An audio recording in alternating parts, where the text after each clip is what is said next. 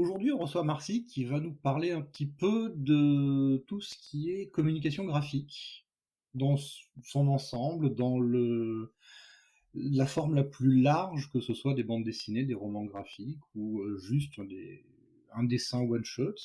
Bon, bah, bonjour Marcy, Bonjour. je te laisse te présenter. Bah, écoute, avec plaisir. Oui, moi, c'est Marcy. Vous pouvez me retrouver, sur Twitter en tant qu'agitatrice de neurones. J'ai bien aimé, on m'a présenté comme ça dernièrement. Ça m'a fait sourire, je trouvais ça assez juste. Hem, pour être tout à fait exacte, sur ce que je fais, je suis l'ancienne rédac chef de chez We Love Dev. J'ai été là-bas pendant un peu plus de 2 ans. Mhm. Donc oui, je me suis occupée de toute la ligne éditoriale, les différents sujets et c'est quelque chose que je poursuis. Comment je pourrais dire ça? Ouais, j'adore, faire de la communication au sens très large, donc ça tombe très bien. Ce sera le sujet du moment et Ouais. donc ouais, je pense que c'est déjà pas mal en vrai, je sais pas trop quoi dire d'autre. Je fais tellement de trucs en même temps que c'est C'est déjà bien, c'est déjà pas mal. Une c'est introduction déjà bien, ça fait déjà une vie bien remplie. oui, exact. Voilà. Donc au niveau graphique, est-ce que toi déjà, est-ce que ça fait partie de ta formation initiale ou est-ce que c'est juste une passion? Alors c'est une passion qui a donné lieu à une formation. En fait, c'est quelque chose que je pratique depuis toute petite. Je pense que la première forme d'expression que j'ai eue, c'était de communiquer avec un stylo, un feutre, sur un calepin et de dessiner, mais vraiment non-stop. Ce qui fait que je suis arrivée à des choses assez réalistes, en avance. Heu et ouais, ça a donné lieu à une formation par la suite, clairement. Je me suis formée, dans la communication graphique, mais pas que. Heu, c'est ouais. En fait, oui, enfin, je sais pas trop comment t'expliquer ça parce que de toute façon, j'ai déjà un parcours tellement hybride, si tu veux, en termes de formation, mais faudrait que je puisse repréciser, ouais. D'accord. Et est-ce que tu as un mode dans tous les différents styles graphiques, est-ce qu'il y a un qui t'attire plus particulièrement? Alors dans les différents styles graphiques, je pense que tous sont relativement complémentaires. Ceci étant, oui, alors déjà, je suis plus figuratif qu'abstrait, Mmh. clairement, il y a quelque chose qui m'intéresse davantage. Et en termes, de patte graphique, je pense que comme à peu près toutes les personnes de ma génération, c'est-à-dire, fin millennials, donc années 90, avant 95, je suis née en 92, comme ça resitue direct le curseur, très attirée par, la culture, japonaise qui a déjà été héritée des personnes, on va dire des années 80, tu vois? Quand on côtoyait ces personnes un peu plus âgées que nous pour, les 90 et donc oui, il y a eu toute cette culture-là très manga, très animée de l'époque où, je pense qu'on avait une espèce de fascination pour, cet univers-là et puis pour le pays et la culture également. Pour préciser, moi je fais partie de la génération des vieux, hein, parce que moi je suis de 77. C'est pas si vieux que ça, hein? Eh oui, mais c'est effectivement j'ai vu arriver les premiers dessins animés japonais, devant ma télé quand j'étais tout petit Club Dorothée, et oui, oh même avant tout ce qui était Cité d'or exactement. et C'était et Dan autres dessins voilà, le 1er, si je me souviens bien, c'était même pas dans le Club Dorothée, c'était Ulysse 31 qui était créé par un Français, mais qui était dessiné au Japon pour des raisons de coût, je crois. Mais voilà, c'était les premiers animés, japonais. ouais, Donc complètement voilà et puis ça et je pense tout oui, à fait extraordinaire, pour toi à l'époque. Ça devait complètement sortir oui, de l'eau en plus. oui, oui, oui, c'était intéressant et le voir ces trucs-là. C'est-à-dire avant, les dessins animés étaient quand même relativement, classiques, sages, Oui. et peu originaux. Et il y a tout un univers qui est arrivé avec Ulysse 31, avec les Cités d'or, avec d'autres, qui étaient vraiment nouveaux. C'était, de nouvelles choses, c'était vraiment très, très agréable, et alors il y en a qui étaient graphiquement jolis, Mmh je mh. prends les Cités d'or ou Ulysse. Il y en a qui graphiquement étaient plus moyens, mais qui avaient de très bons scénars comme, quelque chose qui s'appelait Les Mondes Engloutis. Oui, oui, tout à fait. Les dessins étaient plutôt moyens, mais le scénar était génial, Ouais. les personnages super attachants et c'était les débuts où ils nous faisaient des groupes de chanteurs pour les génériques, tu des gamins qui chantaient, pour, heu, pour ça, c'était assez génial. Mais voilà, c'était ces débuts-là et toi, tu as bénéficié de la génération suivante? Exactement, tout à fait. Et puis, pour être, précise, comme je dis toujours avec mes parents, on vieillit ensemble, mais en fait, tu vois, pour te donner, une idée, mon père est né en 74, le 8 juin 74. J'ai rigolé parce que vous avez la même date d'anniversaire, il me semble. Oui, oui, oui, Pas la même année effectivement. du coup, mais mais voilà. Donc oui, fatalement et pareil, ma mère est, des années 70. Donc tu vois, ils m'ont eu jeune, ce qui fait que j'ai grandi avec toute cette culture-là également. Heu Mmh. et en effet, ouais, il y a toute une espèce de transmission, qui s'est opérée et tu vois, tu me parlais des différentes, références par rapport à ça, mais rien que, Albator, par exemple, où, Mmh mh. graphiquement, et puis, scénaristiquement, il se passe réellement quelque chose, quoi. À tel point que ça complètement perduré par la suite, dans ma génération avec les Daft Punk qui ont fait tout un album complet avec Discovery où tu as vraiment tout le film, au total quand tu cumules tous les clips et que tu mets l'album dans, bah, vraiment du début jusqu'à la fin, tu as un film complet, qui est vraiment, bah, du coup, qui est dessiné par Leiji Matsumoto et puis tu vois cet héritage, qui est extrêmement, vécu par ces Mmh. 2 générations et qui cohabitent ensemble d'un point de vue culturel, ouais. Et c'est vrai que alors je connaissais pas le nom du dessinateur, mais Mmh mh. on reconnaît tout de suite sa patte. Quand on voit les Tout à clips fait. de Daft Punk, oh bah, c'est Albator, quoi. Enfin, Complètement. donc oui, c'est vraiment, il y a un appel à la nostalgie, je pense aussi, Oui. qui fait que ça avance et c'est marrant comme à chaque fois les sauts culturels, c'est idiot, mais j'ai l'impression que les sauts culturels nous viennent de l'étranger. Ouais, je pense aussi. Oui, oui. Nous, on était dans notre petit truc un peu sage et il a fallu qu'on se prenne, les BD américaines avec les comics, qu'on Mmh se mh. prenne les animés japonais et cetera et tous les dessinateurs de l'époque, Spirou, enfin tous les dessinateurs belges, Oui. je pense qu'il y a une grosse inspiration américaine pour leur part. Mmh mh. Et c'était même allé jusqu'à la caricature. Je sais pas si tu avais vu cet album, c'était un des derniers albums d'Astérix, du vivant de Uderzo, Ouais. heu, où c'est les méchants Nagma contre les gentils, enfin, en gros, c'est les méchants mangas contre les gentils Walt Disney. Je l'ai jamais vu celui-ci, mais je Ah, je suis il très était curieuse de ce pitoyable. qu'il y a dessus en tout cas. Il était pitoyable, il Ah s'était ouais? fait c'était, je crois un des plus mauvais scores sur Amazon en termes de notation. Ah ouais, sérieux? Ah mais oui, mais c'était d'un manichéisme, effrayant. C'est-à-dire que les gentils, les chefs des gentils, c'est des petits Mickey, leurs serviteurs, c'est des espèces de Superman et les Nagmas, c'est des espèces de sauterelles jaunes avec les yeux bridés. D'accord. Ah oui, en effet, on est vraiment dans quelque chose d'extrêmement caricatural et puis, Ah mais complètement, j'avais été, pour moi, Astérix avait baigné toute mon enfance, c'était quelque chose de très intéressant et voir où en était tombé Uderzo, je fais: «Waouh, mais non, là, c'est même plus faut qu'il arrête». c'est ça, à un moment donné, il y a la retraite qui Ouais, ouais, il faut la faut qu'il passe prendre. la main et que d'autres rattaquent derrière, mais alors c'était un naufrage pour moi Bah, tu cet album. m'étonnes. Bah, c'est clair, au niveau, déception, ça doit être vécu et puis tu te rends compte que, bah, il faut passer juste à autre chose. C'est une autre époque, c'est d'autres narrations Mmh. et comme tu dis, finalement, ça laisse aussi l'opportunité à d'autres cultures, de s'exprimer aussi chez nous. Puis, bah, de toute façon, je pense que quand on voit, tout le pan culturel, franco-japonais, il y a quand même, un partage des 2 côtés.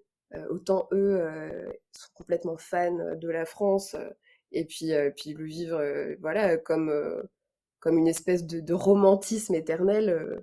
Nous, ça a été un peu ça, mais dans l'autre sens, avec une espèce de vue très poétique sur leur culture, puis dans toutes les formes d'art qui s'en manifestent, du coup.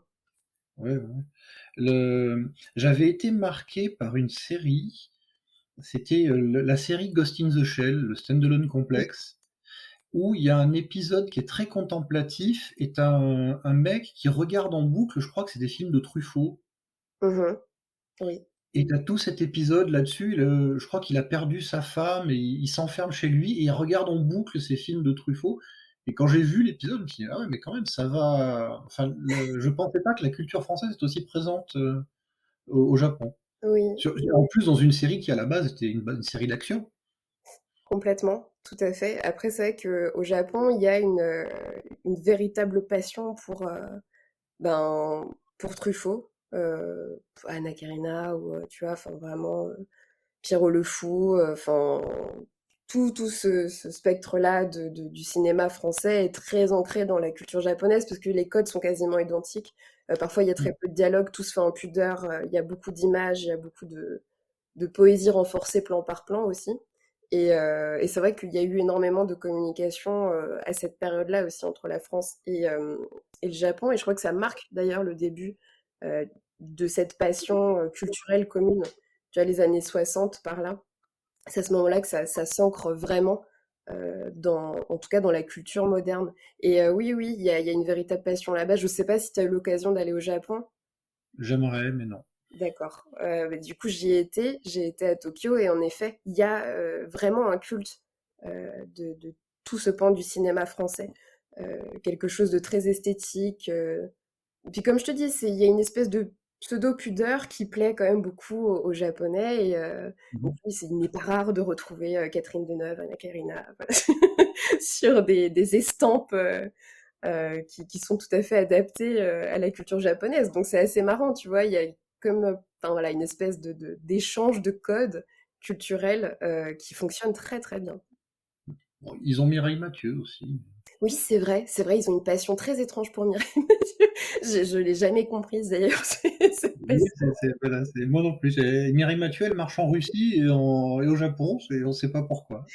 Oui, je sais C'est pas. peut-être parce qu'ils comprennent pas ce qu'elle dit ou Ouais, non, sans je suis je sais pas, tu vois, mais c'est vrai que quand on y réfléchit, cette période-là est assez intéressante parce que t'as tout ce moment bah, des yéyés où tu vas aussi retrouver France Gall qui chante en japonais, tu vas retrouver Françoise Hardy qui fait exactement la même chose, et puis en fait, t'as plein de stars comme ça qui sont en totale propulsion nippone, et puis du coup, ça se perpétue dans les arts graphiques, dans les mangas, puis tu les retrouves après dans Ghost in the Shell, donc c'est complètement dingue, mais ouais, non, mais c'est hyper c'est curieux en tout cas. mmh. Et il me semble qu'il y a même le personnage de Cobra, physiquement, c'est Belmondo. Ah mais totalement, totalement. Bah, en vrai, tu le regardes sur plusieurs plans, même dans le côté action comique.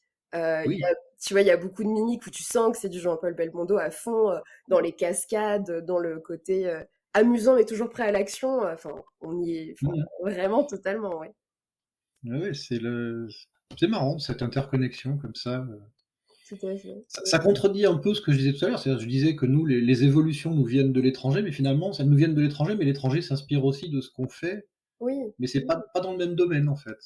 Bah, je pense que c'est ça. Et en fait, bah, l'étranger, c'est aussi nous, quoi. Mais c'est juste on n'a pas le curseur. Mais finalement, oui, ce que tu disais était vrai, parce que bon, bah, je pense que eux, tu vois, de l'autre côté, au Japon, ils nous voient comme, bah, comme ils appellent des gaijins. Et puis voilà, on est une forme d'étranger pour eux, mais qui nourrit tout à fait leur imaginaire également. Tu vois, il y a juste à voir typiquement un auteur de romans graphiques qui est décédé, mais que j'adore par-dessus tout, qui a été primé là dernièrement à titre posthume avec Le Sommet des Dieux,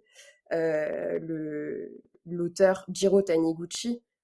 Lui a totalement, enfin, il a cartonné en France parce que justement, il y a beaucoup de codes culturels qui sont tout à fait en connivence avec notre culture.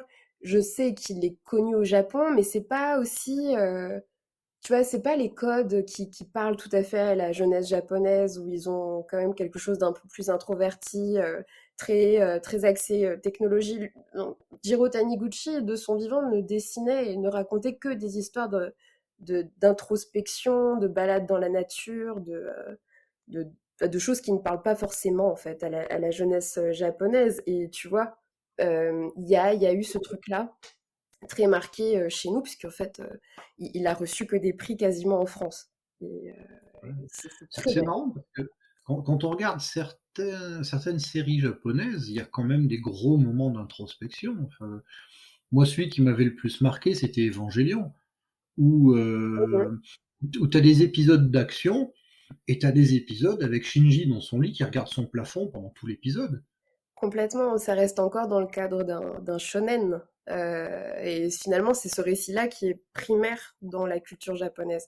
Le culte du héros, qui, bien qu'il vive des moments d'introspection, va quand même dans une espèce de quête. Là où Jiro Taniguchi ne parle jamais de quête, hein. Vraiment, tu regarderas si ça t'intéresse, ce qu'il produit. C'est très intéressant parce que tout n'est que de l'introspection. C'est L'homme qui marche, typiquement, c'est un nom d'un de ses romans graphiques et il ne fait que marcher tout du long. Et c'est assez impressionnant parce que le travail de dessin est très très juste et puis tu tournes les pages tout en réfléchissant toi-même à ta façon de marcher, quel est ton rapport à la marche, ce à quoi tu penses quand tu marches. Enfin, voilà, il y a plein de choses comme ça.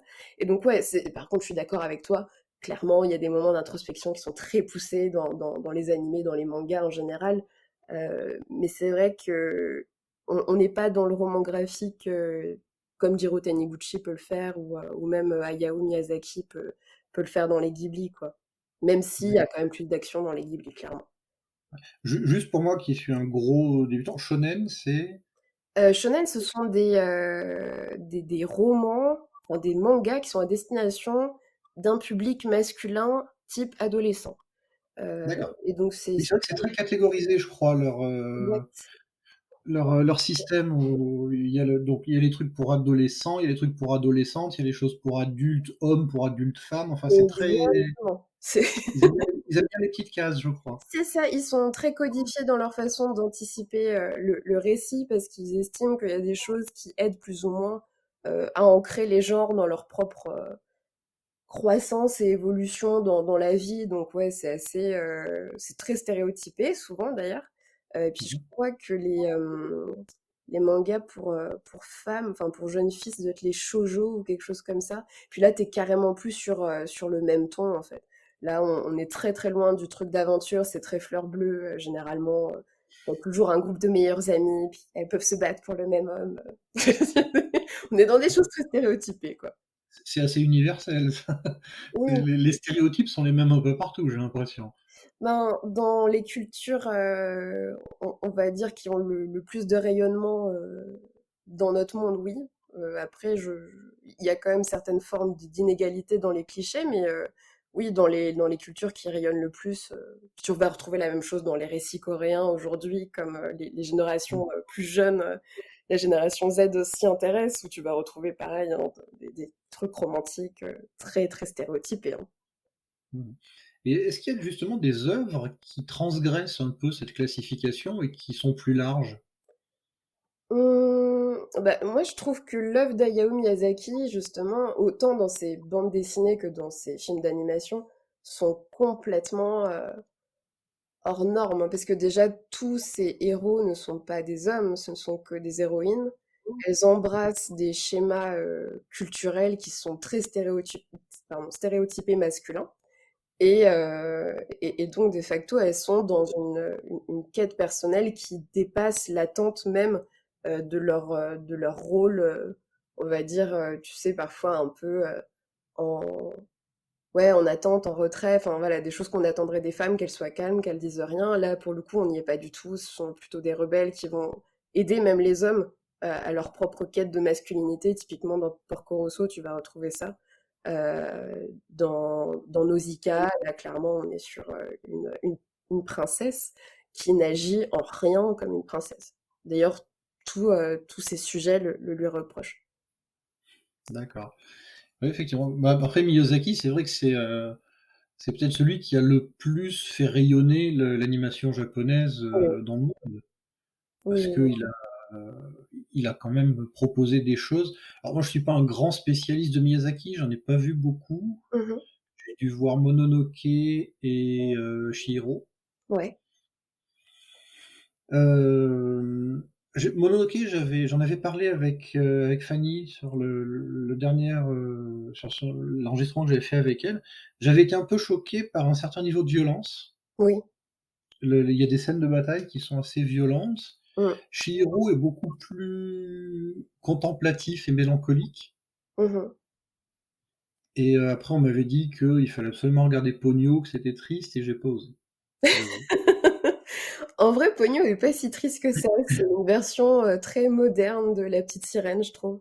Parce que finalement, Ouais. elle, c'est un petit poisson et elle décide, par amour, pour, un petit garçon de son âge, de passer, sur terre et donc elle vit toute une épopée avec ce petit garçon. D'ailleurs, encore une fois, c'est elle qui l'aide dans sa quête de Mmh mh. masculinité et c'est là où c'est tout à fait intéressant. Alors le côté triste, il y est pas parce que la fin est plutôt heureuse, donc après on va dire que les enjeux parentaux peuvent être source de tristesse si tu es parent parce qu'en effet, le père et la mère ne sont pas d'accord quant au destin de Ponyo forcément, parce que Mmh mh. va-t-elle rester sur terre ou, doit-elle retourner dans la mer? Et finalement on est dans un truc presque psychanalytique, hein, clairement, Ouais.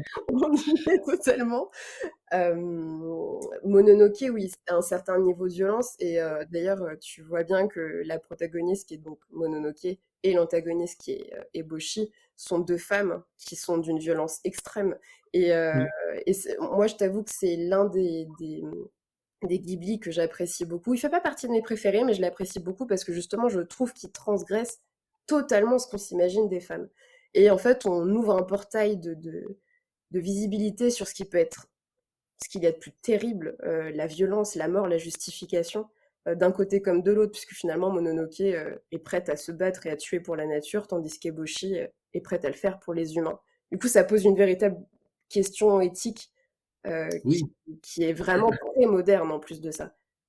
oui, parce qu'en fait, au final, il y en a aucun des 2 qui a raison. Exactement. Aucune n'a réellement raison. Et c'est ça le plus terrible et le plus troublant. Et d'ailleurs, si Mmh. tu regardes bien, c'est l'homme qui fait tampon, là où on attendrait que ce soit une femme qui soit dans ce rôle d'équilibre. C'est Ouais. le garçon qui essaie de temporiser le conflit du mieux qu'il peut. Et moi, je trouve que ça reste une petite prouesse de narration Mononoke. J'avais aussi vu Kiki la petite sorcière, je crois, c'est un des Ouais. plus anciens de Miyazaki, qui était un peu plus enfantin. Oui. Et pourtant, le sujet est très... Tu vois, ça, c'est un de mes préférés. La jeune fille qui devient adulte et Oui. qui au début se contente de faire des livraisons et puis qui petit à petit, bah, fait des choses plus importantes parce qu'elle peut le faire. Oui, et puis elle est confrontée au burn-out, en fait. Il y a vraiment Mmh. ce storytelling-là du burn-out, de l'usure à vouloir faire les choses bien. Et, Mmh. et ça, c'est tellement... Alors déjà, je trouve que c'est très intéressant parce que c'est un rôle qu'on attribue tout à fait aux femmes, de vouloir bien faire les choses et de vraiment bien les faire pour être bien perçues. Et puis aussi, je pense que c'est quelque chose qui est très ancré dans la culture japonaise. La politesse, bien, tu vois, le truc du service. Euh, Ça reste l'une des cultures ouais, les plus pointilleuses à ce niveau-là. Et je trouve que c'est l'un des Ghibli les plus puissants sur ce récit, puisque finalement, elle se retrouve dans ce burn-out, totalement propulsée à une pause forcée. Puis c'est là qu'elle Mmh. rencontre une autre jeune fille qui lui explique qu'il est important de faire des pauses pour survivre dans toute cette agitation. Puis tu sais, il y a le rapport aussi un peu transgénérationnel avec la grand-mère qui est cliente de Kiki et qui l'envoie faire une livraison. Je sais pas si tu te souviens de cette scène-là. Ouais, Pas très bien. OK. Mais oui, du coup, il y a une grand-mère qui fait partie de ses clients. Elle l'envoie, malheureusement un peu plus en retard faire sa livraison et donc finalement Kiki se retrouve, sur son balai de sorcière à faire la livraison sous la pluie. Elle livre donc la petite fille de la grand-mère qui ne daigne lui adresser un mot, alors qu'elle s'est vraiment décarcassée pour que tout le process Mmh. soit bon, tu vois?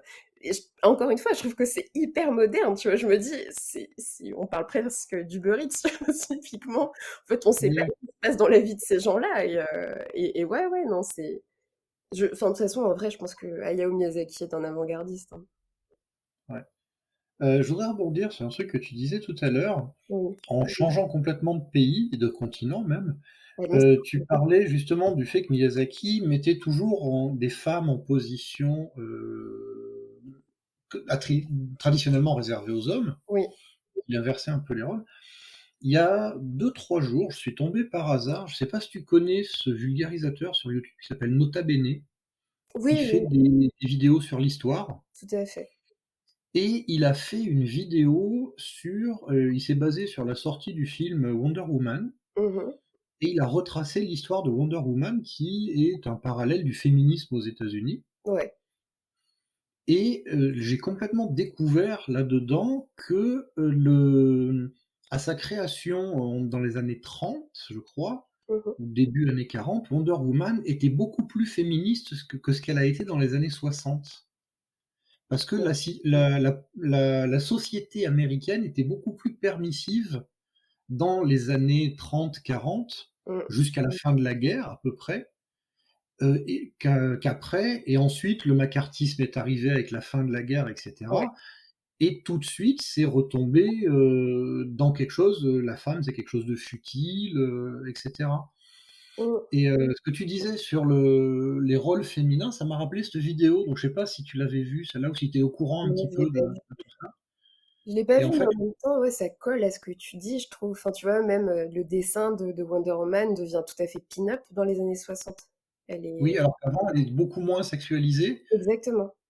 et il concède un petit peu histoire de plaire au lecteur, mais elle a pas encore le gros décolleté, le mini short ou Mmh. enfin voilà, ça reste un peu plus sage et elle est plus forte que les hommes.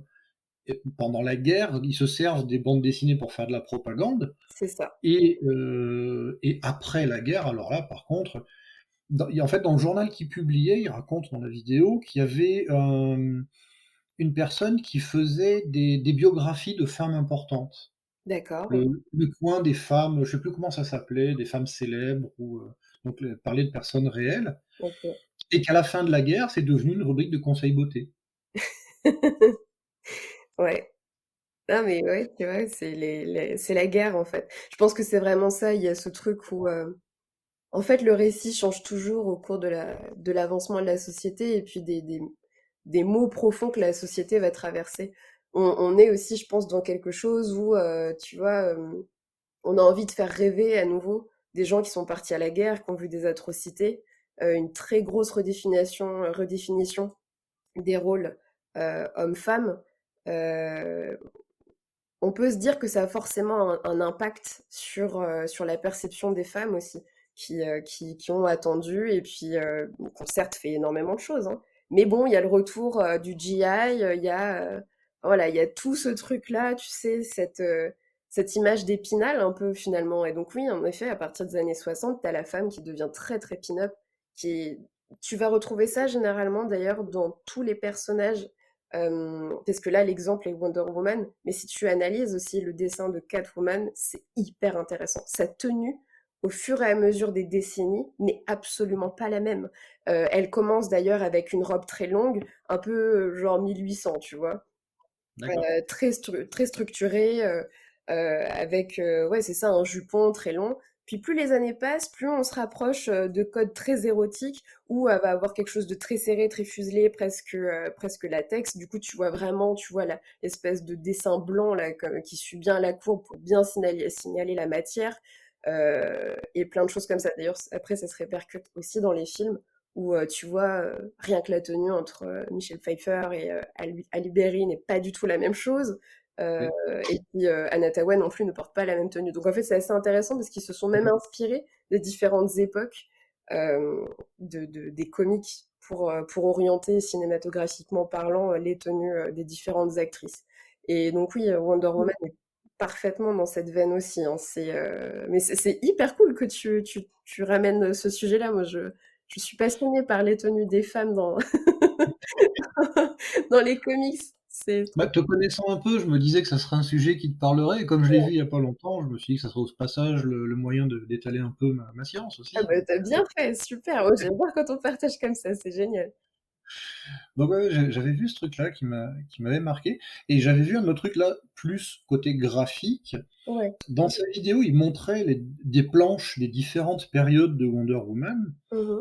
et j'ai été très, très déçu par la qualité des dessins du début. Oui. C'est figé, il y a pas de mouvement, Mmh. j'ai l'impression que les dessinateurs de l'époque ne savaient pas rendre le mouvement, ceux qui faisaient ça en tout cas. Tout à fait, tu vas retrouver exactement la même chose sur Catwoman, du coup. C'est pour ça Mm. que même la tenue oriente en fait le très peu d'action. C'est très étrange, hein. Ça donne un truc presque tubulaire, tu sais. Il y a pas de courbe, il y a pas de, je sais pas comment dire ça, mais même, tu vois, rien que donner un coup, tu vois que le geste est presque figé. Ça rend rien, hein, vraiment. C'est tellement, Ouais. c'est limité. Et puis, je trouve que ça ne donne pas accès à un imaginaire très puissant. Quand tu Mm. passes les pages, forcément, tu te retrouves pas dans quelque chose qui te donne envie d'imaginer ou de te mettre à la place de ces héroïnes-là. Je te rejoins parfaitement sur ce point-là. Moi-même, en ayant exploré certaines planches, je me suis dit, oula, ça me paraît quelque peu coincé tout ça. Ouais, ça m'avait vraiment marqué. Je fais, putain, mais c'est moche, comment ça a pu. Moi, j'avais trouvé ça moche, vraiment, parce que. Alors, c'est vrai que j'ai été élevé avec la génération. Alors, j'étais plus côté Marvel, Oui, années 80, où il y avait déjà plus de mouvements, des planches plus remplies, oui. déjà. Marvel, ça en devenait difficile à lire. Au bout d'un moment, tu avais une page où tu avais 25 personnages, ça avait marqué bim bam boum de partout. Mhm. Ouais, À un moment, ça devenait assez difficile à décrypter. Mais voilà, c'était déjà plus du tout la même époque. ouais, complètement, hein. Puis tu vois que ça change et que ça évolue. Tu vois, typiquement, moi, l'une des héroïnes que j'ai vraiment appréciée aussi, et qui m'a redonné envie de enfin, redécouvrir, oui, les comics, c'est la BD qui casse, qui a donné lieu au film.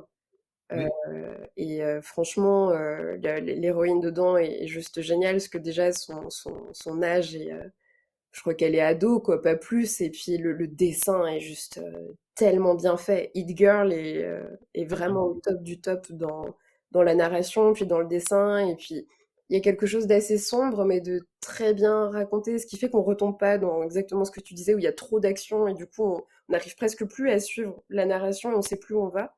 Et d'accord. donc ouais, ça m'avait vraiment reboosté, même à redessiner des personnages très, ouais, très comics. J'ai vu que les films qui cassent. Oui. Et ah ouais, c'est vrai que le Hit Girl elle est extraordinaire. La baston finale de Hit Girl, Elle est je pourrais la fantastique. regarder en boucle. Elle, elle est bien montée, elle est rythmée, elle est marrante, C'est la, ça. la gamine, on a tous envie d'avoir une copine comme elle. Mais oui, mais Et complètement. voilà, elle est toute petite, elle se laisse pas faire. Et voilà. Ouais, complètement. Et puis elle est badass et en même temps, tu vois, il y a pas de doute sur sa sensibilité non plus. Donc finalement, je trouve qu'elle est parfaite dans cette espèce d'ambivalence de violence, en même temps d'incompréhension de son schéma parental et autres, où ça peut être un peu compliqué à être vécu. Et puis oui, enfin, je trouve qu'elle est totalement attachante, hein, honnêtement. Ouais. Et puis côté cinéma, pour une fois que Nicolas Cage avait un rôle sympa, faut reconnaître qu'il a quand même une carrière en dents de scie. Il a eu des rôles compliqués. Oh, je dirais mauvais, mais il en a eu des très bons aussi. Il en a eu des très bons. Je crois que mon préféré, c'était Lord of War, qui était extraordinaire, Mm, sur un trafiquant d'armes. Bref, ouais. on dévie.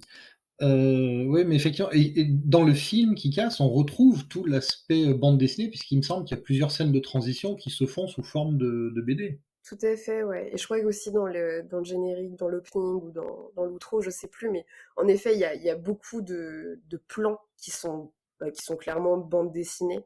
D'ailleurs, t'en as aussi à peu près dans le même genre, mais version japonaise dans Kill Bill. Et enfin, je sais pas, mais en tout cas, les deux univers m'avaient semblé relativement identiques, ou en tout cas, dans le storytelling, c'était amené à peu près de la même manière. Et donc ouais, dans Kill Bill, quand on découvre le personnage, ah, je me souviens plus de son prénom. C'est dommage. Tu as Laquelle? Béatrice Kiddo, bah, celle qui est jouée par Lucy Liu. Quand on explique son histoire, Oren Ishii. oui, voilà. Bah, quand on explique son histoire d'enfance, là, tu sais, il y a vraiment tout ce moment qui est axé. En fait, c'est très étrange parce que c'est entre BD enfin, entre manga et comique. Et ils ont réussi, je trouve, avec justesse, à faire cohabiter les deux inspirations. Et ouais, non, c'était top ça. C'était vraiment au top du top. Enfin, moi personnellement, j'apprécie, mais Mais voilà, c'est parce que c'est très personnel et extrêmement subjectif. Mais j'apprécie beaucoup quand il y a du, quand il y a de la bande dessinée comme ça dans un film qui traite justement de bah, tout cet aspect graphique et en même temps narratif, en fait. C'est génial. Bah, il me semble que Tarantino est très soucieux de tout ce qui est aspect graphique dans ce qu'il fait. Exactement, et je trouve que c'était très judicieux d'avoir inséré ce moment-là, surtout sur un épisode aussi douloureux qui aurait été certainement très dur pour le public à regarder.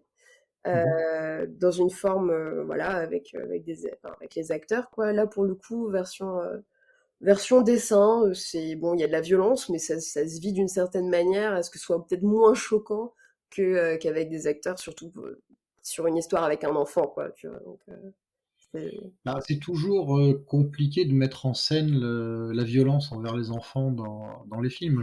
complètement. Et même quand c'est suggéré, moi je me souviens un truc qui m'avait marqué, je sais pas si tu te souviens du film Léon.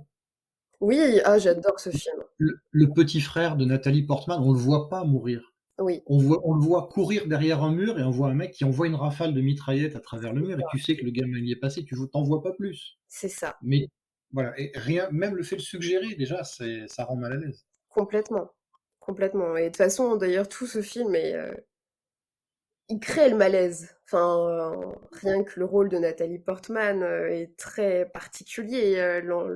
La dynamique entre les deux personnages est clairement douteuse, mais c'est tellement bien amené que finalement, tu arrives à regarder le film sans que ce soit... ça te dérange, mais tu arrives à suivre le film, tu vois. Mais en effet, Oui. cette scène-là du petit frère est très particulière, hein. Mais il me semble que Nathalie Portman avait dit qu'elle avait pas forcément des bons souvenirs du tournage. Ouais, ouais, ouais, ouais. Et puis l'après, elle a été beaucoup suivie par des personnes très malsaines. Ouais. Enfin, qui lui envoyaient des messages complètement dingues, comme quoi il voulait l'épouser ou autre, alors qu'elle avait que 14 ans, tu vois. Enfin, et que c'est un peu Mm. particulier. Donc ouais, c'est des rôles qui sont, je pense, faut avoir les épaules pour les tenir. Et comme tu dis, dans le cinéma, traiter de ce genre de sujet avec des acteurs. La scène du petit frère, elle est parfaite. C'est un exemple parfait, clairement. Oui, oui, effectivement, effectivement. Mais pour en venir plus au côté, on parlait tout à l'heure bande dessinée, comics et représentation des femmes. Ouais, Je trouve qu'il y a un truc paradoxal, notamment tout ce qui est Marvel, parce que si on regarde l'univers d'ici, à la rigueur, on a peu de personnages, oui, grosso modo de très connus. T'as Superman, Wonder Woman, Batman, Aquaman, encore Aquaman un peu moins, Flash, et ça s'arrête à peu près là. Supergirl qui est arrivée par la suite, histoire d'eux. ouais, Si tu regardes côté Marvel, il y a des centaines de personnages, notamment tout l'univers X-Men. On a des femmes qui sont très fortes, mais qui sont très sexualisées. ouais, c'est vrai. Ouais, donc les X-Men, en fait, oui, on a cette histoire de femmes qui sont paradoxales, parce que d'un côté, elles restent pour le désir des hommes, parce Oui, qu'il faut les montrer attirantes, etc. Les tenues des nanas dans les X-Men, c'est ouah, elles vont à la bataille en bikini, hein, et encore bikini, c'est quand elles ont froid. Et à côté de ça, c'est souvent elles les plus puissantes. Tu oui, prends Scarlet Witch, tu prends, comment elle s'appelle, Storm, enfin, Tornade, qui est considérée comme une déesse dans son pays. C'est bizarre, ils ont toujours été socialement, je trouve, pas en avance, mais dans l'air du temps. oui. Ils ont montré des personnes de couleur, ils ont montré des personnes, des femmes fortes, ils ont osé l'homosexualité, ils ont osé plein de choses, mais en même temps, il y a toujours cette image. Alors c'est vrai que les hommes sont aussi toujours très spandex, abdos saillants et pectoraux qui pointent, mais C'est ce que j'allais te dire. Je pense que malheureusement, ils sont dans le cliché pour les deux, euh, les deux orientations, les deux sexes, comme on peut les appeler. Mais oui, totalement, il y a ce truc-là presque trop cliché, ce qui donne lieu au paradoxe que tu évoques. Parce qu'en fait, on ne sait pas trop.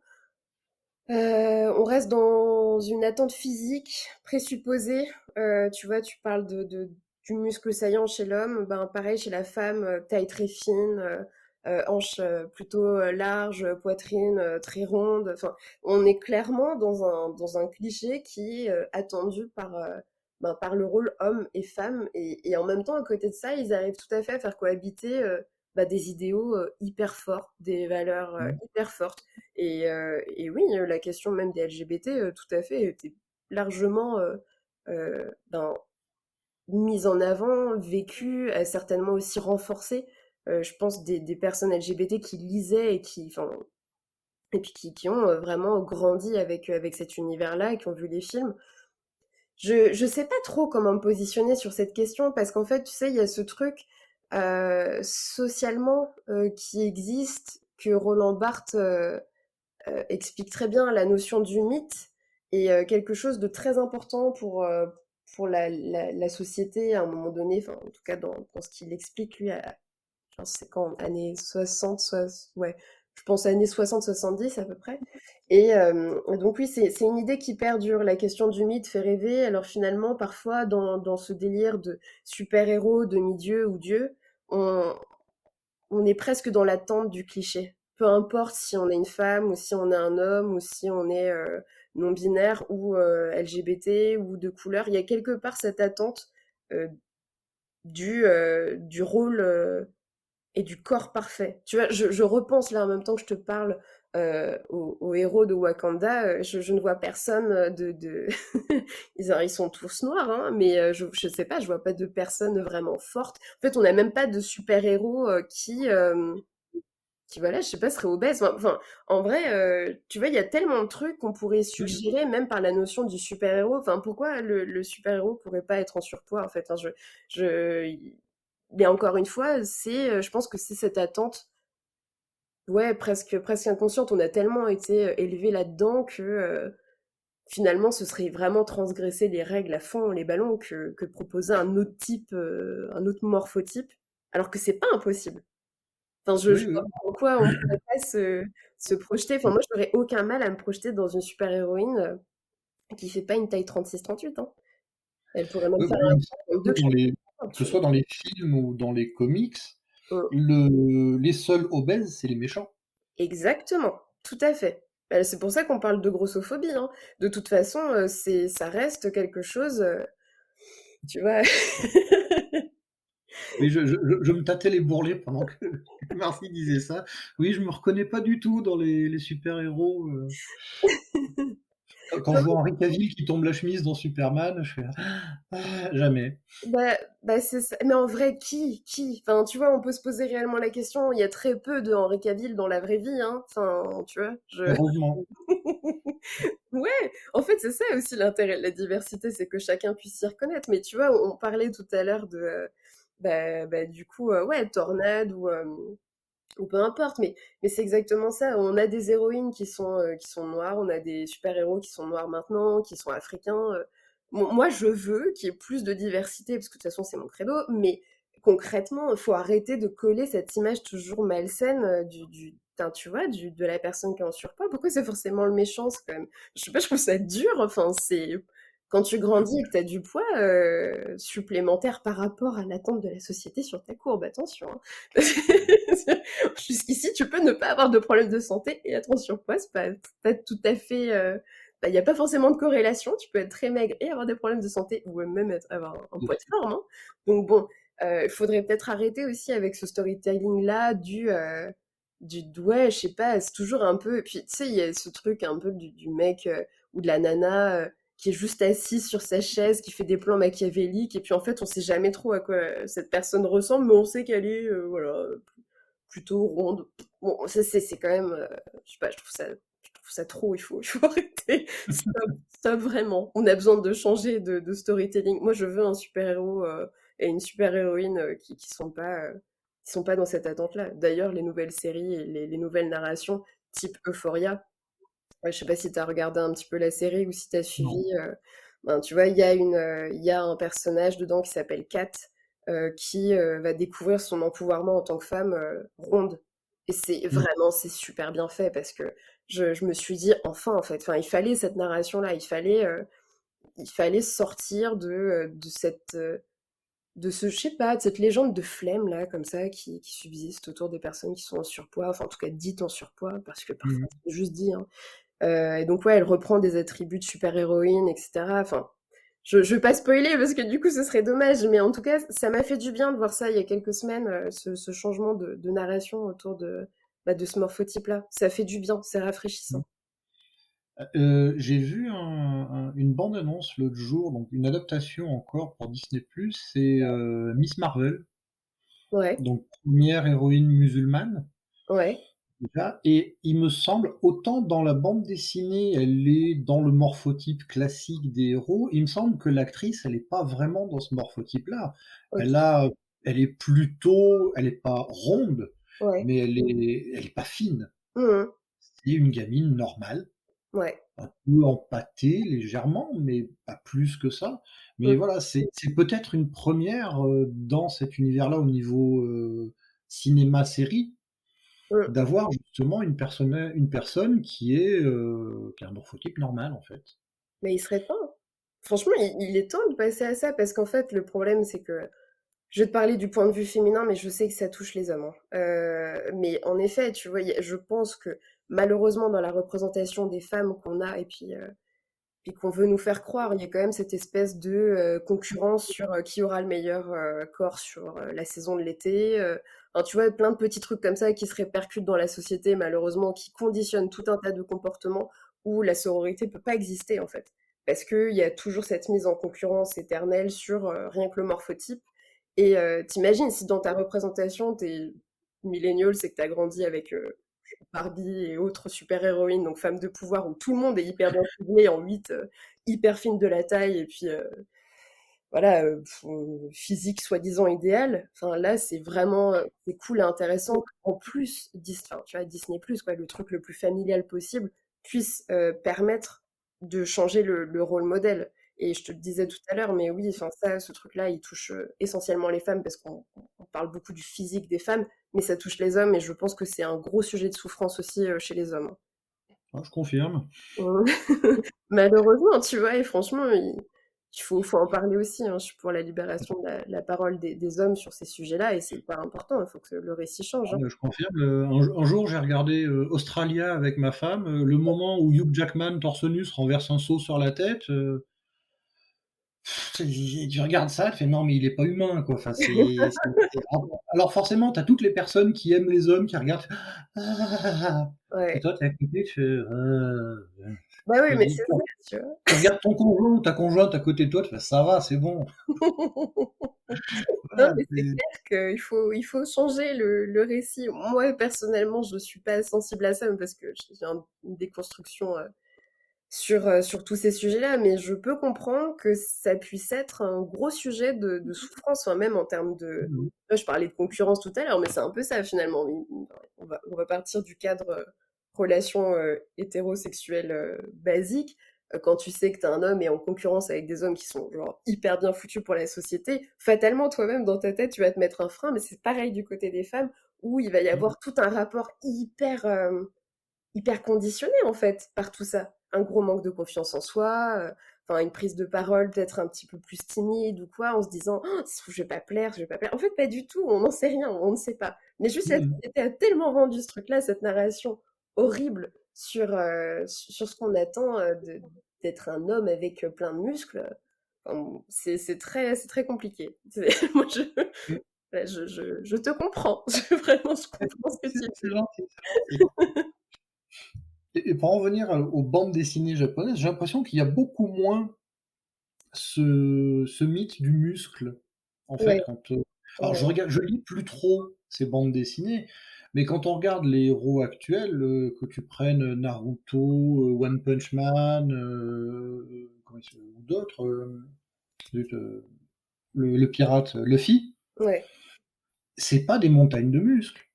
Carrément pas, c'est plutôt des C'est héros. des voilà, c'est des, il faudrait que tu le redises, ça j'ai pas entendu ce que tu Ah, as je dit, ça a disais, coupé. c'est plutôt des héros chétifs. Ils Oui, sont c'est ça. vraiment C'est ça et peut-être enfin, est-ce que enfin, tu connais peut-être plus la culture japonaise que moi, mais est-ce que cette injonction au corps est différente chez les Japonais ou non? Alors, elle est différente parce que eux-mêmes ont un morphotype qui est catégorisé plus petit, déjà. Mm. Enfin, ça, c'est un truc que j'invente rien, hein. C'est-à-dire que, tu vois, je suis pas très grande, hein, je fais 1,62 m, mais je peux te dire que je dépassais vraiment d'une tête euh, les femmes en général, et que les hommes me dépassaient un tout petit peu. Donc vraiment, tu vois, la taille déjà, le rapport au corps est carrément, il est minimisé par rapport à des standards très européens, américains, où on va vraiment sur des trucs très protéinés, très, enfin, voilà, Ouais. et tout en muscles assez large. Ce qui fait que je pense qu'il y a en effet un impact dans la narration et dans la perception des héros. Euh, D'ailleurs, leurs défis en général sont plus psychologiques que physiques, même s'ils se mêlent à ça. euh, on peut partir je sais pas, tu vois, tu parlais de Naruto, mais c'est vrai qu'il y a beaucoup d'enjeux, ouais, psychologiques, émotionnels.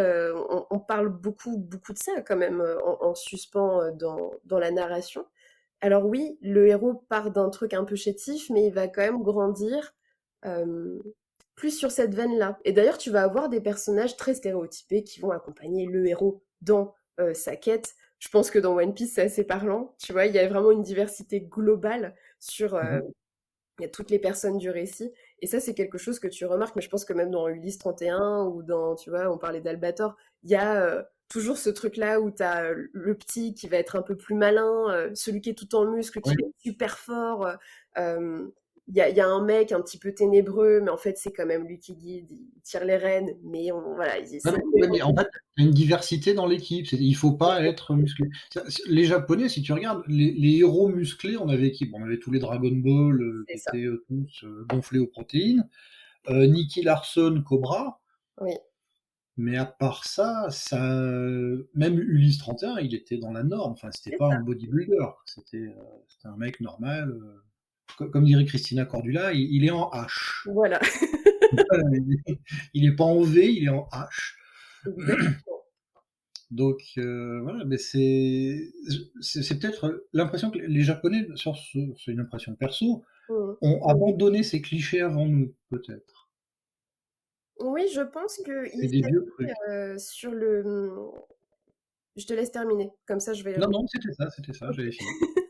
d'accord. Non, mais oui, je pense qu'il s'appuie plus sur la progression du récit, comme le voit Campbell. Je sais pas si tu vois qui c'est.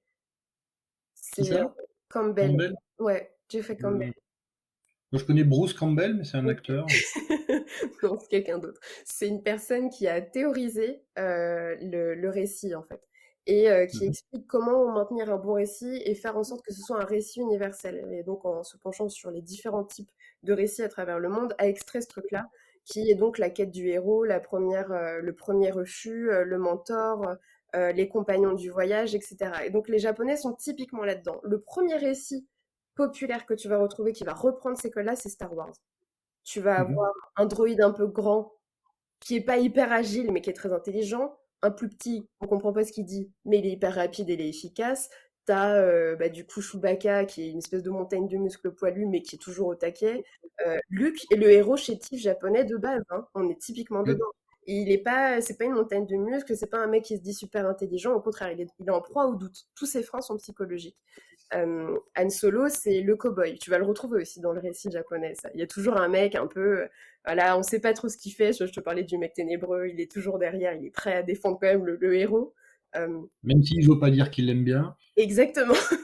Au départ, ils s'aiment pas trop d'ailleurs, hein, chaque fois, hein. Oui, je Ils sais. sont un peu en concurrence. On sait pas qui va supplanter l'autre et on sait pas. D'ailleurs, c'est quelque chose qui est très bien théorisé par Jeffrey Campbell, c'est on sait pas s'il va y avoir un rapport de trahison à un moment donné. Et tu vois dans Star Wars, Oui, avec Leia, qui va être l'enjeu un peu du triangle amoureux supposé. Bon, à la fin, on sait que c'est sa sœur, mais au départ, non, pas vraiment.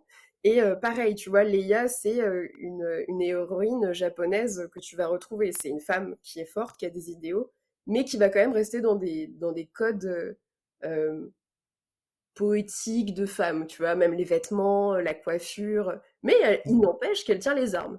Il n'empêche que ça... on oublie ses vêtements au début du Retour du Jedi, alors Oui, ce fameux bikini qui a tant oui, fait parler. exactement. Bah, tu vois, typiquement, qui est le gros méchant? C'est Jabba. Bah, merci, franchement. Enfin, tu vois, Là, on avance dans la série et on se rend compte qu'encore une fois, on a affaire à un rôle hyper stéréotypé. Enfin, c'est voilà. Mais à la base de la base, tu vois que ce que je t'explique là, c'est vraiment ce que tu vas retrouver du coup dans les récits japonais où finalement, dans la diversité, tout le monde est hyper utile pour l'avancement du récit. Comme les Ewoks ne parlent pas, mais arrivent très bien à se défendre. Là, on est dans un rapport que tu pourrais trouver dans Ghibli d'ailleurs, hein, nature versus technologie, qui s'en Oui, sort. Voilà. c'est ça. Et comme tu parles de Star Wars, ça me rappelle un truc pour revenir au côté graphique. Oui, Il y a quelques années, Luc Besson avait sorti un film qui s'appelait Le Cinquième Élément, oui. que j'avais adoré. Mhm. Et j'avais acheté le bouquin, il avait réalisé un journal de tournage, D'accord. où il racontait un petit peu tout ce qu'il avait fait, de l'écriture du scénario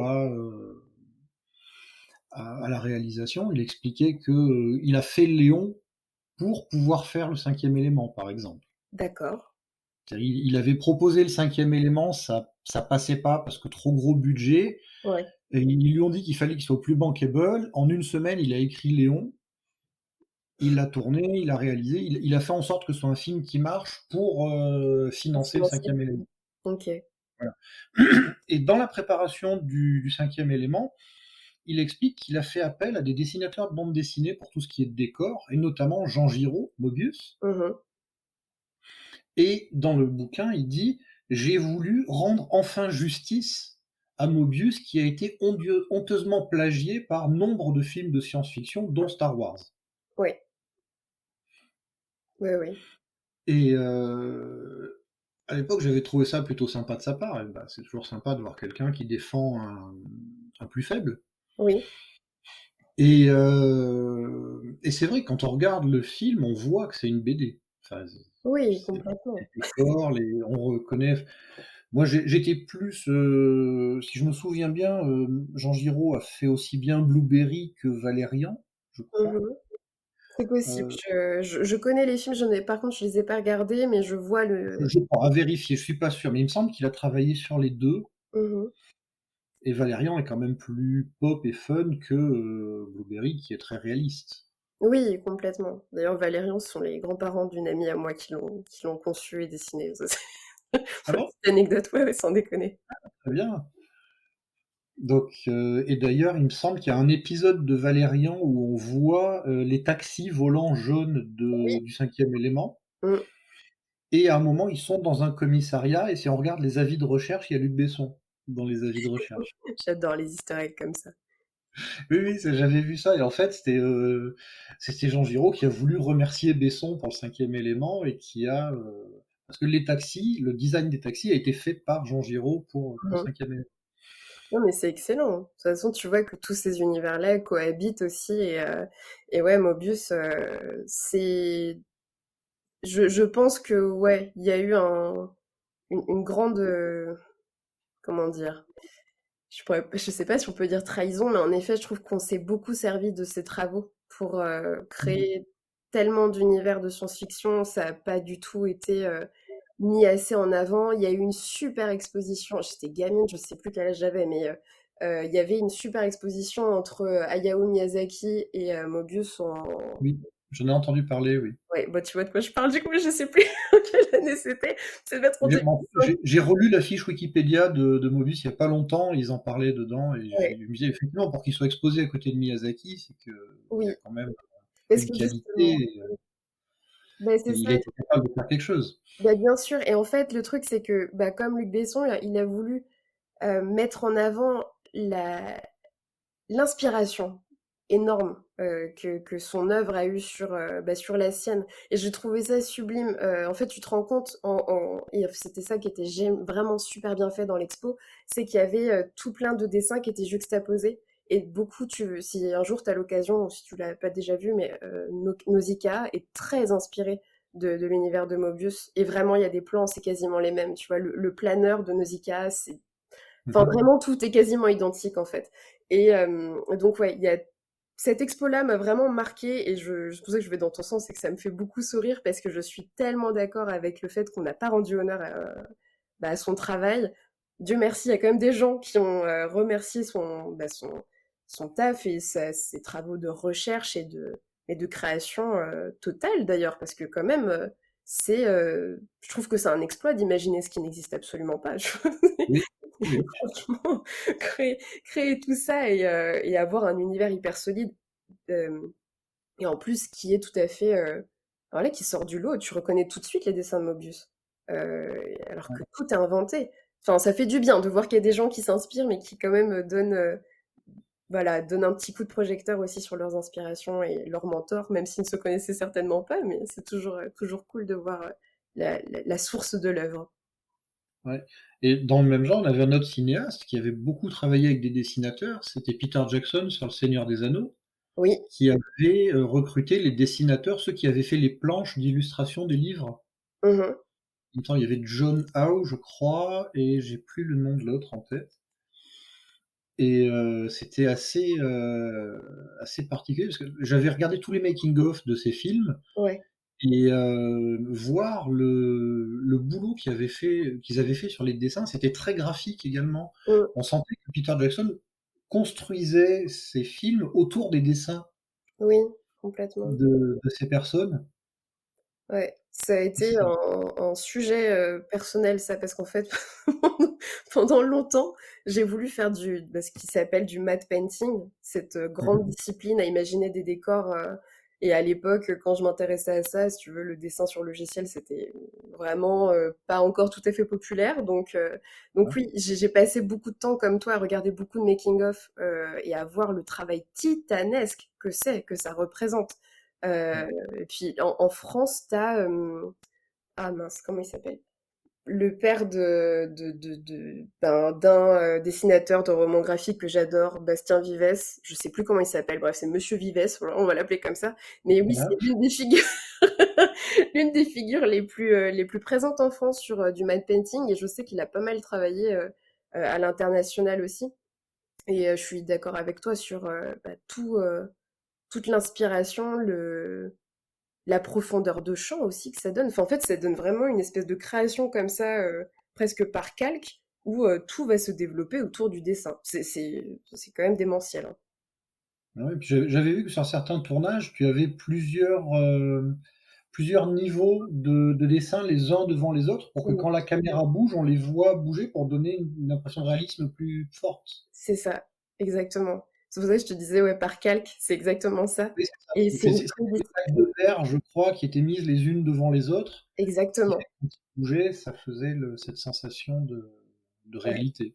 Tout à fait. Et ben, tu vois, quand je te parlais que c'était un sujet, un vrai sujet chez moi, c'est quelque chose qui a beaucoup construit. Du coup, quand je faisais une partie de mes études, je les ai fait en art plastique.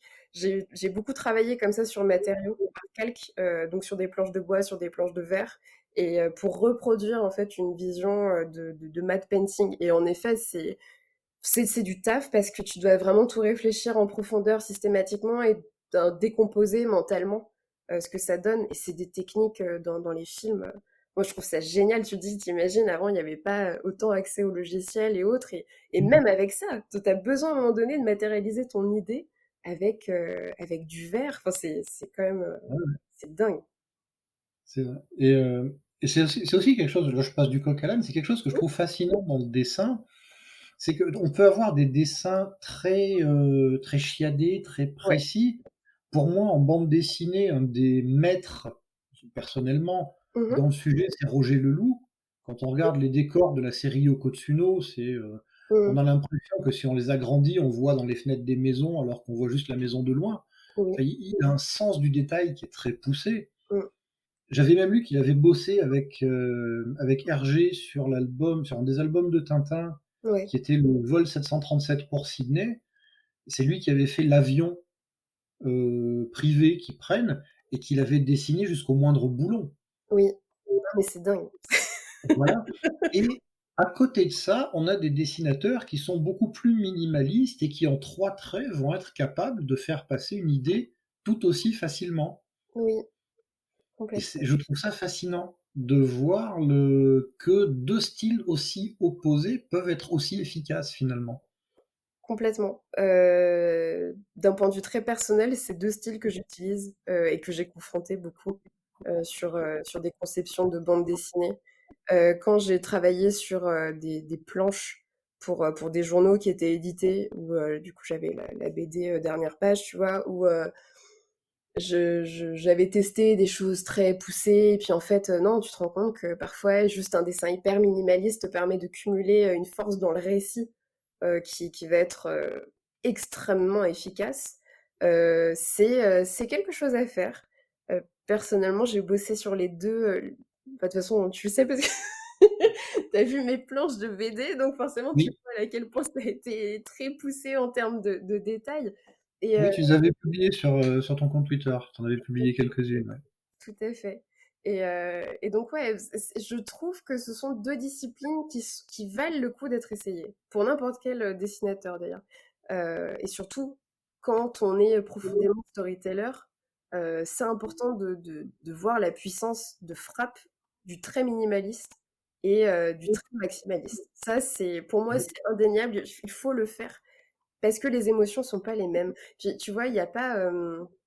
comment dirais-je, quand tu parcours quelque chose de très maximaliste, tu peux te perdre totalement dans la Oui. case et puis regarder jusqu'au moindre détail une fois que tu as terminé l'histoire. Moi, je ne sais pas si tu fais ça, mais moi j'adore faire ça et voir tous les petits détails qui sont dessinés et je trouve ça mais J'y reviens. En fait, moi, je lis l'histoire et après, je reviens sur certaines pages pareil, pour, heu, pour analyser les trucs. Mais complètement. oui. Et tu parlais de la force d'un dessin, encore aujourd'hui, j'en ai vu un. Donc, on est le 17 mars 2022.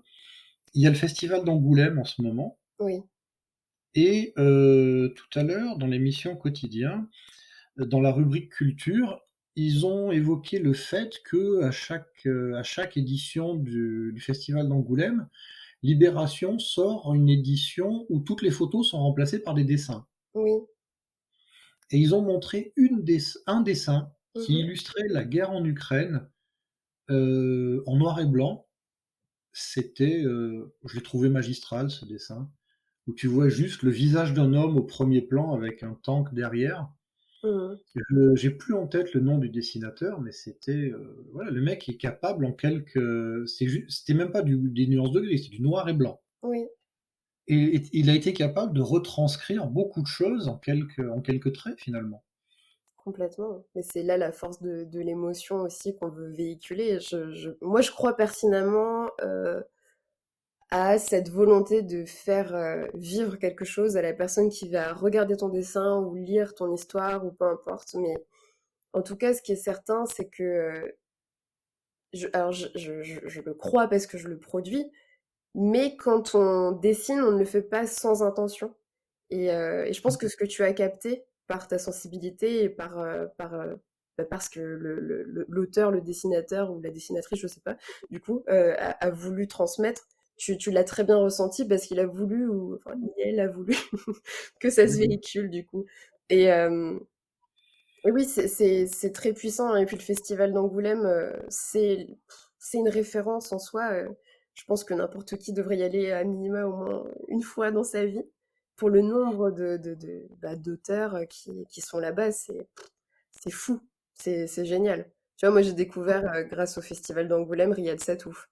Et Ouais. vraiment, ce mec est juste extra, quoi. Moi j'adore ce qu'il fait. Je sais pas si tu connais, mais Alors je l'ai entendu en interview, j'ai adoré ce qu'il disait, mais j'ai jamais enfin notamment, je sais que tous les ans il sort, L'Arabe du futur. ouais, c'est ça. Je l'ai jamais lu par contre, faudrait peut-être que je m'y mette. Mais je sais que son discours me plaisait beaucoup, en Oui. tout cas. Bah, on peut le mettre dans la même veine qu'Astier, je pense. Moi, il y a une espèce de finesse d'intelligence que j'apprécie beaucoup. Ouais. Et bah, tu vois, tu y es sensible aussi, donc forcément. Ah Mais bah, moi, si tu mets Astier dans la balance, forcément, t'inquiète, moi aussi, c'est pareil. On sera pas du tout objectif, c'est pas grave.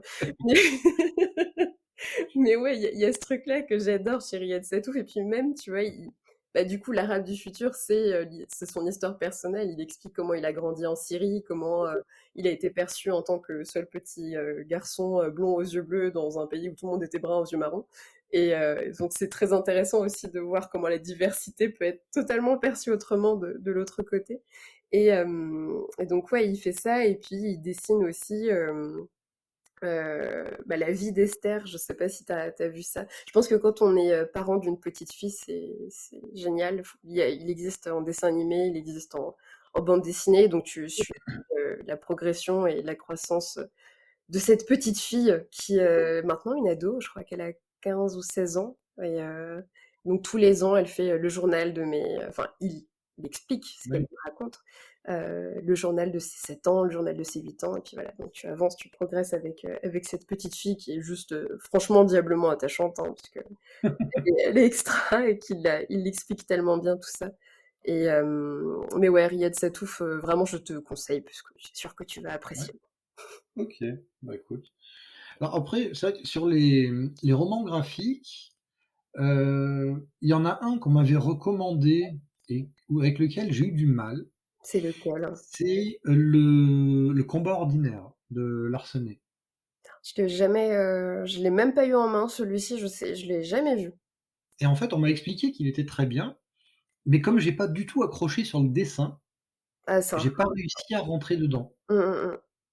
C'est le problème de enfin, pour moi, c'est le problème de la BD, du roman graphique, Mmh, c'est que tu as 2 sensibilités au lieu d'une. Tu as le scénario et le dessin. mmh. Et si le dessin te plaît pas, c'est dur de rentrer dans l'histoire. Ah, je suis totalement d'accord avec toi. Moi, je pense que je suis passée à côté de beaucoup de de super bons récits parce que le dessin ne me plaisait pas du tout. Et et ouais, je trouve que c'est très compliqué de se projeter au fur et à mesure des pages quand le truc te plaît déjà pas, et que tu vas te sentir perdu dans ta progression de lecture. Enfin, en plus, je trouve que c'est vraiment l'échec ultime, tu sais, quand tu relis plusieurs fois la même page et que tu te rends compte que tu relis Oui, la même page et tu fais oh mon Dieu, mais j'avance pas du tout, quoi. Et donc, ouais, non, c'est ça. J'ai pallié à ce problème-là en allant souvent à la médiathèque, ce qui fait que je n'achète pas les bouquins, mais oui, j'ai le plaisir de pouvoir les échanger au cas où ça me plaît pas. Mais oui, je vois tout à fait ce que tu veux dire. Ça, c'est un truc, la sensibilité est terrible là-dessus, hein, vraiment. oui, c'est vrai, c'est vrai. C'est le problème et pourtant on m'a dit tellement de bien de ce scénario, je m'en veux finalement de pas avoir réussi à rentrer dans le truc parce que, bah, voilà, j'ai juste du mal sur le dessin. C'est idiot, Non, c'est pas mais idiot. Non, je pense que c'est juste humain de pas se sentir à l'aise avec un univers graphique. Tu me dirais, je pense que n'importe qui voit un film qui lui plaît pas visuellement va peut-être avoir du mal à s'accrocher au récit. En tout cas, l'immersion va être plus compliquée. Et là, en plus, c'est de la lecture. Enfin, t'imagines, vraiment, tu dédies un moment de calme dans ton emploi du temps, dans ta vie. L'idée, c'est vraiment d'avoir une immersion. Et si t'accroches pas, c'est pas. Enfin, moi, je te suis littéralement dans cette problématique. Je m'y retrouve pas non plus dans le style graphique. Crois-moi, si je lis pas le truc, hein, j'y arrive pas, hein. ouais, ouais, c'est dommage. C'est le problème. Faudrait peut-être faire une double sortie, roman graphique et juste roman écrit. Comme Ouais, ça, on peut profiter de l'écriture sans se focaliser sur un dessin qui nous en exclut. je pense, ouais. Ce serait une super bonne idée parce que finalement, tu pourrais tout à fait te dire bon, bah, vas-y, la version de secours, tu vois, il faudrait faire des versions C'est ça. de toutes les bandes dessinées, ce qui fait qu'on Le pourrait tout à fait lire le truc, même si ça nous plaît pas. J'aime bien l'idée. Enfin, en fait, tu sais, c'est des choses. Enfin, je, il y a pas mal d'histoires comme ça que j'ai dessinées, mais que j'avais écrites en fait de base. Et, et c'est vrai que parfois, je t'avoue, ça m'a tenté de me dire, pas forcément par flemme, mais parce qu'à un moment donné, t'arrives plus à retranscrire ton truc par dessin, quoi. Et je me suis dit, bon, franchement, je crois que je vais juste faire éditer le récit, hein. Je vais m'arrêter là. fais un copier-coller du contenu de chaque bulle, C'est ça, exactement. Et puis terminé, c'est bon. ça peut marcher. Bon, tu auras pas la description de ce qui se passe, mais tu juste les dialogues. C'est ça, exactement. Ou alors, tu sais, je garde juste les illustrations, puis en fait, voilà, ça donne une page full écrit, puis une page d'illustration, et puis voilà, hein. On fait ça comme dans les bouquins d'enfants, quoi, c'est Oui, finalement. c'est ça. En fait, tu lis les dialogues, tu fais juste un coup d'œil rapide pour voir ce qui se passe, mais tu t'attardes pas sur le dessin. Exactement. Tu passes un coup de vent, puis tu regardes quand même un petit peu, parce que, bon, il y a du travail, hein, Oui, donc oui, faut voir lire, mais ouais, ça serait ça serait une discipline amusante à faire. je pense aussi, ouais. Mais ouais, ouais et toi, moi qui essaye d'écrire, Oui. Je me suis rendu compte que finalement, j'aimerais faire quelque chose de graphique parce que, bah, déjà, je serais pas tout seul, parce que comme je sais pas dessiner, il faudrait quelqu'un qui dessine, pour moi, Mmh. qui dessine mon scénar et donc je me sentirais moins seul et le fait d'avoir en plus un support, visuel qui me permettrait d'éviter d'être trop descriptif dans Mmh. mon écriture. Parce que il y a certains styles d'écriture qui décrivent à outrance, c'est quelque chose que je déteste Oui. et j'ai pas envie de tomber dans ce travers. Je me souviens quand j'étais ado, j'avais lu, Le Père Goriot de Balzac Oui. où il met, 3 pages à décrire un mur avec du lierre. Il y a un moment, tu as envie de dire: «C'est bon, c'est un mur, il y a du lierre, passe à la suite».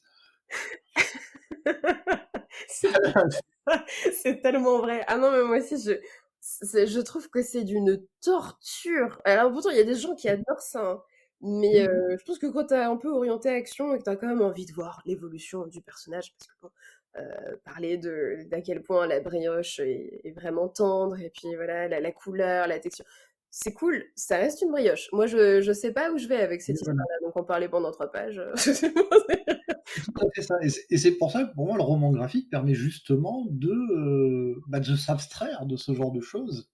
Il faut complètement. avoir un dessinateur qui correspond à ce que tu as envie de raconter Mmh. et tu lui laisses le champ libre, il fait des choses magnifiques et toi tu te concentres vraiment sur le déroulé de l'histoire.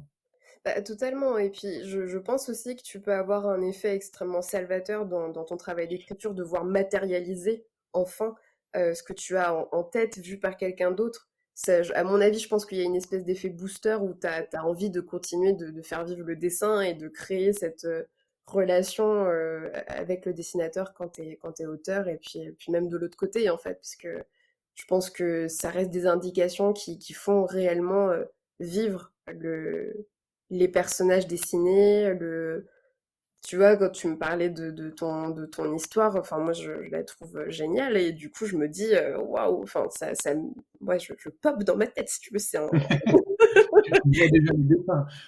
ouais vraiment, non vraiment en plus il y a bah tu vois les deux personnages dont tu me parlais, je les voyais déjà, enfin je les vois d'ailleurs toujours. C'est quand même dingue de se dire que tu m'as juste envoyer un message et que là, dans ma tête, je sais à quoi il ressemble. Je n'ai pas eu à réfléchir longtemps sur ce truc-là. Mmh Enfin, mh. ils sont matérialisés là. Bah, écoute, bah, merci en tout cas. Bon, on va pas trop en dire parce que les gens savent pas de quoi on parle. C'est Mais oui, oui, effectivement, j'avais envoyé un pitch à Marcy, mais malheureusement, elle a trop de boulot, donc franchement, je vais attendre qu'on soit à la retraite tous les 2, on en reparlera à ce moment-là. franchement, dès que j'ai du temps, enfin, si c'est toujours OK, tu vois, ou bon, moi, je te souhaite de C'est trouver toujours quelqu'un bien. qui fonctionne, mais c'est vrai, enfin, honnêtement, l'histoire est juste, bah, elle est géniale et puis le style graphique, je pense, correspond tout à fait, mais oui, j'ai beaucoup trop de trucs. Enfin, là, c'est juste plus Voilà. possible, en fait. Bon, je suis dans la même situation, j'ai 25 bouquins à lire, enfin, Ouais, c'est mais ça. bon, On fait des confs à côté, donc bon, on va s'en sortir. on n'en parle pas. Le Devox, c'est pour bientôt, c'est ça? Ouais, je crois, ouais. C'est quoi, dans 1 mois à peu près? Tu es prête? Bah, écoute, mon plan est, bien avancé. Je suis très rassurée sur ce que je vais présenter, donc si tu veux, le style de narration est bien, c'est ficelé. Moi, ce qui m'inquiète juste légèrement, c'est que j'ai mon anniversaire quelques jours avant. Je me dis: «Waouh, il va falloir», en plus, je célèbre mes 30 ans, donc si tu veux, je me dis: «Je vais pas trop festoyer quand même, histoire d'être bien et de bien déployer ma conf le jour J». Parce que bon, du 16 au 20, si tu veux, voilà, quoi. C'est c'est graphique ce que tu vas présenter ou Alors c'est graphique, oui. Oui, oui, oui. ouais? Je dessine toutes mes slides. Autant te dire que c'est un travail titanesque. Mais Mmh. ouais, en fait, je vais vraiment, de toute façon, c'est pas un secret, hein. Il va y avoir, mon repository avec, plein de femmes inspirantes de la tech, qui sont dessinées et qui vont illustrer, bah, toutes mes slides. Donc ouais, il y a beaucoup beaucoup de travail et c'est captivant. Moi, je m'éclate parce que ça me pousse à chercher des références de femmes qui sont très inspirantes dans la tech, que ce soit en France, des gens qu'on connaît, tu vois? Ou Mmh. vraiment des personnes, qui ont vraiment participé, à tout ça, quoi. Et puis voilà, sortir de clichés attendus, présupposés. Donc, ça pousse à aller chercher la diversité et je découvre des gens fascinants, vraiment. Est-ce que je peux te demander une exclusivité? Un nom d'une des femmes que tu vas citer? J'adore. Euh, Ah, ouh là là, attends, Ah, tu pas obligé, tu pas obligé, c'est si tu as envie. non, en vrai, si, ben, bon, ça lui fera plaisir, mais Aurélie Vache, forcément. Ah, Aurélie, forcément, la référence. Bah oui, non, mais faut dire que c'est marrant parce qu'Aurélie, je l'ai connue quand j'étais chez We Love Dev parce que j'ai encadré la publication d'un de ses articles pour un de nos clients. Et c'est comme ça que j'ai découvert ce qu'elle faisait. Et donc oui, moi je reste tout à fait fascinée et inspirée par Aurélie parce que voilà, c'est un secret pour personne. C'est quelqu'un qui bégaye, qui parle du syndrome de l'imposteur, qui a fait une conf quoi, Oui, Devox l'année dernière, qui m'a été ouais, d'une grande inspiration. Et je pense que c'est une femme qui, voilà, qui donne envie certainement à des petites filles quand elles connaîtront Aurélie Vache de se lancer parce que voilà, il y a une volonté, il y a quelque chose qui est complètement en dehors des sentiers battus et c'est important. Enfin, bon, je trouve que c'est même pas que des petites filles, moi, elle fait partie des personnes qui m'ont donné envie de me lancer aussi, hein. complètement, tout à fait. Là, je te parle Et vraiment de la problématique de ma conf, du oui, coup, oui, qui est d'attirer oui, plus de femmes dans dans la je comprends. outre mesure, Je je suis d'accord, hein. Mais je te dis ça en plus, on connaît, enfin vraiment, c'est très personnel et je veux en parler parce que je j'ai aucune pudeur là-dessus. Et c'est d'ailleurs un des trucs qui a fait que j'ai beaucoup connecté avec Aurélie, c'est que mon frère lui-même était atteint de bégaiement quand il était petit. Ah, donc à force de mmh séances d'orthophonie, si tu veux, aujourd'hui, il n'y a plus aucun problème de ce côté-là. Mais forcément, quand tu as ce truc-là et que tu accompagnes ton petit frère aux séances et que tu vois la douleur, la pénibilité que c'est et à quel point mh, les gens sont très violents quand tu es différent. mmh, Hem, oui, c'est oui, très, très dur. Les moqueries, ça, c'est un truc que je condamne, fermement, et donc oui, forcément, tu vois? Là, je te parle de mon petit frère, donc du coup, fatalement, oui, je enfin et c'est ce que je lui ai dit d'ailleurs, Aurélie, j'aurais adoré que mon frère connaisse Aurélie quand il était petit parce qu'il se serait pas senti différent, tu vois? mmh. Moi, je me suis également identifié parce qu'un de mes meilleurs amis bégaye Bah, voilà. et il a été victime de certains quolibets, Oui, qui étaient très malvenus, notamment dans le milieu professionnel. c'est terrible, hein. Donc, je le salue au passage, Laurent, si tu m'écoutes, bise à toi. Mais, et je sais, je l'ai dit à Aurélie, je pense qu'elle est inspirante également pour les personnes qui souffrent d'une différence, pas forcément visible, mais audible. Complètement. Et elle montre que, bah, si tu as envie, tu peux y aller et que tu vas croiser des gens bienveillants aussi et faut pas avoir peur, Bah, c'est ça. finalement. En tout cas, même si la peur est légitime, il faut passer outre. Et c'est ça Mmh, qui est une véritable force. Et je trouve que enfin, en tout cas, c'est ce pourquoi j'ai absolument envie de l'illustrer et de la mettre dans les rôles modèles. C'est que ta différence est une force et elle l'incarne très très bien. Et ça fait du bien, quoi, de voir ce truc-là où tu te dis que, eh bien, en dépit de la méchanceté des gens, on peut tout à fait continuer, tracer sa route et puis briller pour ceux qui sont prêts à accepter ce côté solaire, tu vois. Parce que concrètement, la vie, c'est aussi ça, hein. T'as quand même des gens qui, on parle de ton ami Laurent, mais enfin, je me dis à quel stade cérébral on est bloqué pour en être là. mmh, C'est quand même très très grave bah, de faire vivre du harcèlement comme ça. Donc si on peut avoir des gens inspirants qui, comment dire, éclatent tout à fait les barrières mentales de beaucoup de gens et puis font aussi rendre compte de vraiment la débilité de ce type d'agissement, moi je suis pour, mmh. hein, vraiment. Et je me souviens, il y a quelques années, c'était à Mixit, Ouais, la keynote d'ouverture avait été faite par une Américaine. Alors, si on part sur les clichés, elle avait tout faux. En gros, ouais, c'était une femme de couleur, pas dans les standards, Marvel, ouais, des physiques féminins et elle bégayait ouais. et elle expliquait que son boulot, c'était de faciliter la communication en entreprise. Mmh.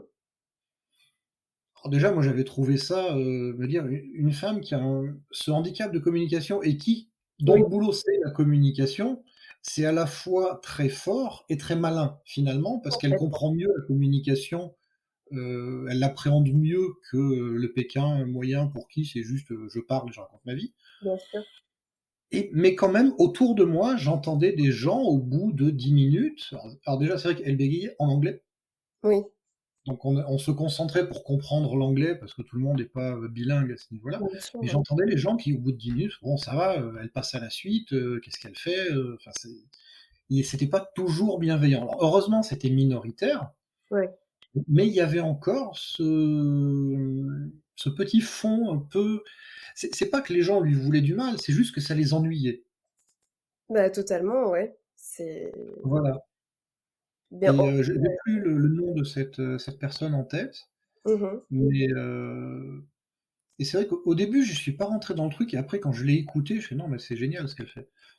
Il m'a fallu un petit moment, j'avoue, pour rentrer dans le truc, mais après à partir du moment où tu comprends vraiment le message qu'elle veut faire passer, tu fais: «Non, là, oui, c'est bien. Elle a vraiment sa place ici et c'est un très bon choix».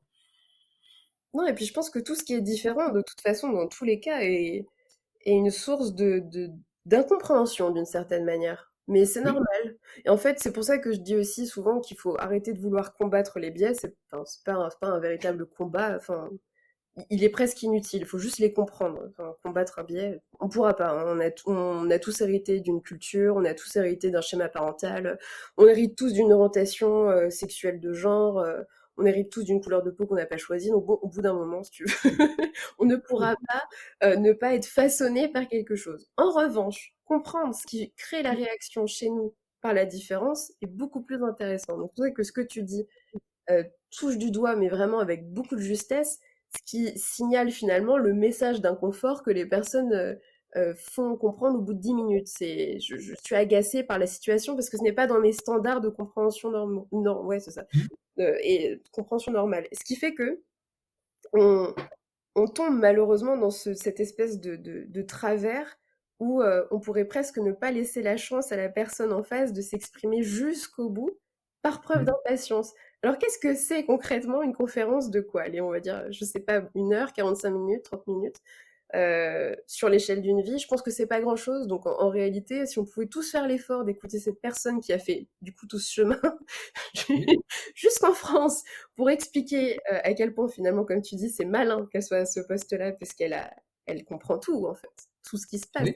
par son vécu, par ce qu'elle incarne et par ce qu'elle provoque chez les autres. Je crains qu'on puisse faire l'effort tout de même de s'adapter légèrement. Et oui, c'est un peu comme, tu vois, la remarque qui a été faite au moment de la conférence d'Aurélie, quand elle a exposé Oui. la remarque bon, on s'en serait tous passés, je pense, Aurélie la première. Bon, il y a un moment donné, il faut aussi que les gens sortent un petit peu de, de chez eux. Oui, Et, oui. Il me semble d'ailleurs, c'est quelque chose qui m'avait beaucoup marqué et je félicite les organisateurs du Devox pour ça. C'est mm, quand elle a exposé cette remarque, donc parce que cette remarque concernait un talk qu'elle avait fait en 2019, je crois. exact. Elle l'a présenté, elle l'a affiché en 2021 Ouais, et il me semble que les organisateurs du Devox ont dit: «Mais on aurait vu le mec à ce moment-là, on le sortait tout de suite». complètement. C'était, et je là, c'est chapeau à eux, ils protègent les speakers, ils protègent les gens qui viennent qui donnent de leur temps pour passer quelque chose Mm.